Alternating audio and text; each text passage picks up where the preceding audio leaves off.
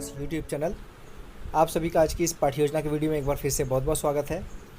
आज हम देखेंगे सामाजिक विज्ञान की पाठ्य योजना, जिसका उप विषय होगा नागरिक शास्त्र। तो चलिए दोस्तों, शुरू करते हैं आज की पाठ्य योजना। आप देख सकते हैं सबसे ऊपर पाठ्य योजना संख्या 94 लिखी है, यानी कि 94। आपकी जितनी भी पाठ्य योजना संख्या होगी सबसे ऊपर आपको लिखना होगा। उसके बाद आपको विद्यालय का नाम लिखना है, जिस विद्यालय में आप पाठ्य योजना पढ़ाने के लिए जाएंगे। आप देख सकते हैं हमारी आज की पाठ्य योजना कक्षा 7 के लिए है। वर्ग है अ, विषय है सामाजिक विज्ञान का, उप विषय है नागरिक शास्त्र। कालांश है प्रथम। कालांश काफ़ी बच्चों को नहीं समझ में आता है। कालांश का मतलब होता है पीरियड, यानी कि किस, जैसे कक्षा 7 है, कक्षा 7 के सेक्शन 1 को आप किस पीरियड में जाएंगे पढ़ाने, यानी कि प्रथम का मतलब है पहले पीरियड में जाएंगे आप ये जो प्रकरण है इसको पढ़ाने के लिए। अवधि है 40 मिनट की, और यहाँ पे दिनांक लिखा रहता है, जिससे ये पता चलता है कि आप किस दिन किस डेट को पाठ्य योजना पढ़ाने के लिए विद्यालय में गए थे। उसके बाद आप देख सकते हैं हमारा प्रकरण है आज का संचार माध्यमों को समझना। ये सामाजिक विज्ञान विषय के नागरिक शास्त्र का जो कक्षा 7 के बुक का है ये चैप्टर है ये फोर्थ या 6 चैप्टर में से एक, किसी में से एक है ये। उसके बाद आप देख सकते हैं एनसीईआरटी बुक अगर देखेंगे तो उसमें आपको मिल जाएगा। उसके बाद आता है हमारा सामान्य उद्देश्य। सामान्य उद्देश्य में आपके विषय और उप विषय को पढ़ाने से, यानी कि सामाजिक विज्ञान जैसे हमारा आज का विषय है और उप विषय है नागरिक शास्त्र, तो इसको पढ़ाने से आप पढ़ाएंगे। अगर एक शिक्षक हैं तो उसको पढ़ाने से आपका उद्देश्य क्या है, बच्चों में क्या क्या विकास करना चाहते हैं इस विषय और उप विषय को पढ़ाने से। और इसमें एक बात और ध्यान देनी होती है कि इसमें आप मिनिमम 4 से 5 पॉइंट लिख सकते हैं और मैक्सिमम 9 से 10 पॉइंट इसमें लिखा जा सकता है। तो देख लीजिए यहाँ पे पहला पॉइंट है छात्र नागरिकों के अधिकारों और कर्तव्यों से अवगत हो सकेंगे। दूसरा पॉइंट है छात्र देश की राजनीतिक व सामाजिक व्यवस्था का ज्ञान प्राप्त कर सकेंगे। तीसरा पॉइंट है छात्र आदर्श नागरिकता का ज्ञान प्राप्त कर सकेंगे। चौथा पॉइंट है छात्रों में लोकतांत्रिक नागरिकता का विकास होगा। और पाँचवा है छात्रों के व्यक्तित्व का विकास होगा। ये था सामान्य उद्देश्य के 5 पॉइंट। आप पूरा आराम से वीडियो को रोक के लिख लीजिएगा, कोई गलती मत करिएगा, क्योंकि फाइल में लिखते समय कोई गलती कटपिट नहीं होना चाहिए। अब इसके बाद आता है हमारा विशिष्ट उद्देश्य। विशिष्ट उद्देश्य सामान्य उद्देश्य की तरह, जैसे विषय और उप विषय को पढ़ाने से अभी तक आपका क्या उद्देश्य था, उसी तरह से विशिष्ट उद्देश्य में आपका ये टॉपिक पढ़ाने से, यानी कि आज का जो पाठ पढ़ाने से बच्चों में क्या विकास करना चाहते हैं इसके बारे में यहाँ पे लिखना होता है। इसमें मिनिमम आप 3 पॉइंट लिख सकते हैं और मैक्सिमम 5 से 6 पॉइंट लिखा जा सकता है। देख लीजिए, इसमें पहला पॉइंट है छात्रों को संचार के माध्यमों का प्रत्यास्मरण कराना। दूसरा पॉइंट है छात्रों को विभिन्न प्रकार के संचार के माध्यमों के बारे में बताना। तीसरा पॉइंट है संचार के माध्यम व तकनीक में संबंध को बताना। और चौथा पॉइंट है छात्रों को संचार का अर्थ बताना। अब इसके बाद आता है हमारा शिक्षण सहायक सामग्री। शिक्षण सहायक सामग्री का, जैसे इसका हेडिंग का नाम ही है, आप शिक्षण कार्य करते समय 40 मिनट की क्लास में जिन सामग्रियों की सहायता लेते हैं उसको कहते हैं शिक्षण सहायक सामग्री। और यहाँ पे देख लीजिए लिखा गया है चौक, डस्टर, लपेट से आम पढ़, संचार के विभिन्न माध्यमों के चित्र का चार्ट आदि। अब शिक्षण सहायक सामग्री के बाद आता है हमारा पूर्व ज्ञान। पूर्व ज्ञान में आपको लिखना है कि बच्चों को, यानी कि छात्रों को संचार के माध्यमों की सामान्य जानकारी है। अब पूर्व ज्ञान हेडिंग के बाद आता है हमारा लेसन प्लान का सबसे इम्पॉर्टेंट पॉइंट, प्रस्तावना प्रश्न। प्रस्तावना प्रश्न यहाँ पे किसी भी लेसन प्लान का सबसे इम्पॉर्टेंट पॉइंट इसलिए कहा जाता है क्योंकि सबसे पहले तो इसको बच्चों को बनाने में प्रस्तावना प्रश्न की बारीकियाँ नहीं पता होती, इसलिए बच्चों को प्रस्तावना प्रश्न बनाने में बहुत दिक्कत होती है। ज़्यादातर बच्चे गलत ही तरीके से प्रस्तावना प्रश्न बनाते हैं। इसलिए मैं जब भी वीडियो बनाता हूँ कोई भी लेसन प्लान का, उसमें ज़रूर बताता हूँ कि प्रस्तावना प्रश्न का सबसे पहले आप स्ट्रक्चर देख लीजिए कि इसमें 3 कॉलम होते हैं। क्रम संख्या, छात्राध्यापक, कथन। अगर आप छात्राध्यापिका हैं तो छात्राध्यापिका कथन हो जाएगा, और छात्र छात्रा क्रिया या फिर छात्र छात्रा कथन भी लिख सकते हैं इसको हेडिंग को। उसके बाद इसमें 3 प्रश्न पूछ के अपना प्रकरण निकलवा सकते हैं मिनिमम, और मैक्सिमम 5 से 6 प्रश्न इसमें पूछ के अपना प्रकरण निकलवा सकते हैं। और इसमें जो प्रश्न होंगे वो एक दूसरे से कनेक्टेड होंगे, यानी कि पहला प्रश्न किसी न किसी तरीके से दूसरे प्रश्न से कनेक्टेड होगा, दूसरा प्रश्न तीसरे से, तीसरा प्रश्न चौथे से, इसी तरीके से वो कनेक्टेड होंगे एक दूसरे से। तो देख लीजिए पहला प्रश्न है, पहले के समय में संदेश कैसे पहुंचता था, तो बच्चे बता देंगे पहले के समय में पत्र के द्वारा संदेश भेजे जाते थे। अब दूसरा प्रश्न यहाँ पे पूछेंगे आजकल हम संदेश किन माध्यमों से भेजते हैं, तो आजकल लगभग सभी लोग को पता है कि आजकल हम जो मैसेज भेजते हैं, वो संदेश भेजते हैं, वो मोबाइल के द्वारा या फिर टेलीफोन के द्वारा संचार किया जाता है। संदेशों का एक जगह से दूसरी जगह भेजे जाते हैं।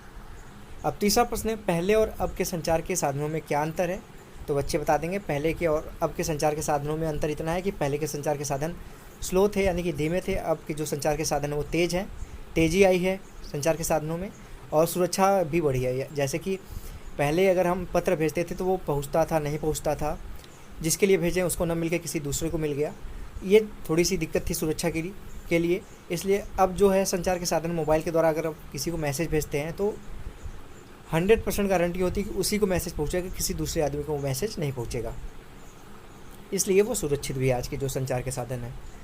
और चौथा है फिर यहाँ पे प्रश्न, संचार के माध्यमों से आप क्या समझते हैं, विस्तारपूर्वक बताइए।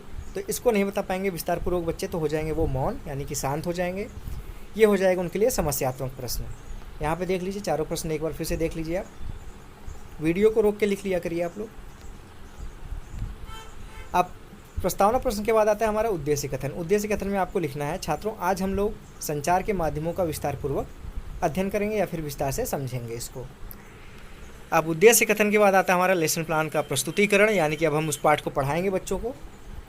इसका स्ट्रक्चर देख लीजिए। सबसे पहले इसमें 6 कॉलम बनाने होते हैं। यहाँ पे देख लीजिए 2 पेज मिला के मैंने 6 कॉलम बनाए हैं। यहाँ पे एक दूसरे पेज के जो सामने पेज होते हैं उनको दोनों को मिला के पूरा प्रस्तुतिकरण बनाया गया है।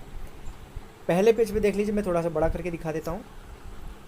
पहले पेज पे देख लीजिए शिक्षण बिंदु है, दूसरा कॉलम है यहाँ पे छात्राध्यापक कथन, तीसरा कॉलम है छात्र छात्रा क्रिया, चौथा कॉलम है शिक्षण विधियाँ और पाँचवा कॉलम है श्यामपट्ट कार्य। अब फिर से मैं दिखा देता हूँ शिक्षण बिंदु में क्या लिखना है आपको। शिक्षण बिंदु में जो टॉपिक आप जो पॉइंट पढ़ाने जाएंगे उसके बारे में यहाँ पे लिखना होता है। तो अभी हम पढ़ाने जा रहे हैं संचार के साधन। तो सबसे पहले छात्राध्यापक कथन में कुछ प्रश्न पूछ लीजिए जिसको कहते हैं विकासात्मक प्रश्न। इससे ये पता चलता है कि बच्चों को कितनी नॉलेज है उस चैप्टर से रिलेटेड। तो इसमें विकासात्मक प्रश्न है। पहला प्रश्न है, आपके मनोरंजन के कौन कौन से साधन हैं? तो बच्चे बता देंगे। छात्र छात्रा क्रिया में लिखिए आप, टीवी, मोबाइल, रेडियो आदि। फिर दूसरा प्रश्न यहाँ पे छात्राध्यापक करेगा, इन सभी संचार के साधनों को किस शब्द से जाना जाता है? तो ये बच्चे नहीं बता पाएंगे, ये हो जाए उनके लिए समस्यात्मक। शिक्षण विधि में देख सकते हैं आप, ये प्रश्नीकरण विधि थी, तो यहाँ पे प्रश्नीकरण विधि लिख दीजिए इसको। अब उसके बाद श्यामपट्ट कार्य पे आपको देख लीजिए लिखा गया है यहाँ पे। श्यामपट्ट कार्य पे सब पॉइंट नहीं लिखा जाता, जितनी चीज़ें आप पढ़ाएंगे सारी पॉइंट नहीं लिखे जाते, जितने उसमें इंपॉर्टेंट पॉइंट होते हैं वो लिखे जाते हैं इसमें। तो यहाँ पे लिखा गया देख लीजिए श्यामपट्ट कार्य पे, संचार के विभिन्न साधनों के लिए अन्य शब्द मीडिया का प्रयोग होता है। अब यहाँ पे मैंने पहले ही दिखा दिया उस चीज़ को। अब यहाँ पे स्पष्टीकरण देख लीजिए आप, स्पष्टीकरण देख लीजिए, लिखा गया है टीवी, रेडियो, अखबार, इंटरनेट और संचार के अन्य सामूहिक रूप से प्रयोग में लाया गया शब्द मीडिया है। यानी कि जो संचार के जितने भी साधन है उसको अगर इकट्ठा करके हम कोई वर्ड बोलते हैं तो उसको हम कहते हैं मीडिया। स्थानीय मेलों की दुकान से लेकर टीवी के कार्यक्रम तक जो आप देखते हैं इन सबको संचार माध्यम यानी मीडिया कहा जाता है। छात्र छात्रा क्रिया में लिखना है आपको, छात्र ध्यानपूर्वक सुनेंगे। ये व्याख्यान दे रहे थे तो ये हो जाएगी शिक्षण विधियों में लिखना है व्याख्यान विधि। अब दूसरा यहाँ पे शिक्षण बिंदु में आ गया आपका पॉइंट, संचार माध्यम और तकनीक, यानी कि इन दोनों में संचार माध्यम में और तकनीक में क्या संबंध है। अब यहाँ पे देख लीजिए लिखना है आपको छात्राध्यापक कथन में, आपके लिए संभवतः संचार माध्यम के बिना आपके जीवन की कल्पना करना भी कठिन होगा, लेकिन टीवी और इंटरनेट के विस्तृत उपयोग हाल में ही शुरू हुए हैं। इन्हें प्रचलन में आए लगभग अभी 20 वर्ष ही भी नहीं हुए। तकनीक तथा मशीनों को बदलकर अत्याधुनिक बनाने में संचार माध्यमों को अधिक लोगों तक पहुंचाने में मदद मिलती है। इससे ध्वनि और चित्र की गुणवत्ता में भी सुधार आया है। यानी कि जो हम संचार के माध्यम है उसमें हम तकनीक का जो प्रयोग करते हैं उससे उसकी गुणवत्ता में सुधार आया है। उसके बाद आप छात्र छात्रा क्रिया में लिख दीजिए कि छात्र छात्रा ध्यानपूर्वक सुनेंगे। ये भी व्याख्यान विधि थी तो व्याख्यान विधि लिख दीजिए शिक्षण विधियों में। और लास्ट में श्यामपट्ट कार्य पे लिख दीजिए, संचार के क्षेत्र में तकनीक का प्रयोग करके संचार के माध्यमों की गुणवत्ता में सुधार किया जाता है या फिर सुधार किया गया है या फिर सुधार लाया गया है। तो ये था पूरा आपका प्रस्तुतिकरण। आप वीडियो को रोक के आराम से लिख लीजिएगा, गलती मत करिएगा। अगर अच्छा लगता है तो वीडियो को लाइक भी कर दिया करिए। अब आता है इसके बाद पुनरावृत्ति का प्रश्न। पुनरावृत्ति के प्रश्न में यहाँ पे देख लीजिए हेडिंग लिखना है आपको पुनरावृत्ति का प्रश्न। और यहाँ पे पुनरावृत्ति के प्रश्न इसलिए पूछे जाते हैं जिससे छात्रों का ध्यान जो 40 मिनट की क्लास में इधर उधर भटकने लगता है उनका ध्यान इधर उधर ना भटके, पढ़ाई की तरफ लगा रहे। जिसलिए एक अच्छे शिक्षक की निशानी होती है कि वो पहचान सके कि बच्चों का ध्यान कब पढ़ाई में नहीं लग रहा और उसी समय 1-2 प्रश्न पूछ ले बच्चों से, जिससे उनका ध्यान भटक रहा है जो वो वापस पढ़ाई की तरफ चला आए। तो यहाँ पे देख लीजिए पूछा गया पहला प्रश्न, मीडिया शब्द से आप क्या समझते हैं? और दूसरा प्रश्न है, वर्तमान में मनोरंजन के मुख्य साधन कौन से हैं। अब पुनरावृत्ति के प्रश्न के बाद आता है मूल्यांकन के प्रश्न। मूल्यांकन के प्रश्न में देख लीजिए, लिखा गया है आप प्रतिदिन किन संचार के साधनों का प्रयोग करते हैं, और दूसरा यहाँ पे प्रश्न संचार और तकनीक में क्या संबंध है। अब मूल्यांकन के प्रश्न के बाद आता है हमारा गृह कार्य। गृह कार्य में देख लीजिए, लिखा गया है प्रश्न संचार माध्यमों को विस्तार पूर्वक लिख कर लाना है। यानी कि गृह कार्य में जो काम दिया जाता है वो बच्चों को बोला जाता है कि घर से लिख के ले आना है, या फिर कुछ याद करने के लिए दिया जाता है तो बोला जाता है घर से याद करके लाना है। कल की क्लास में चेक होगा ये चीज़। अब गृह कार्य हमारा आज के लेसन प्लान का लास्ट पॉइंट था, तो इसी के साथ हमारा आज का लेसन प्लान भी समाप्त होता है। आशा करता हूँ आप लोगों को आज का लेसन प्लान पसंद आया होगा।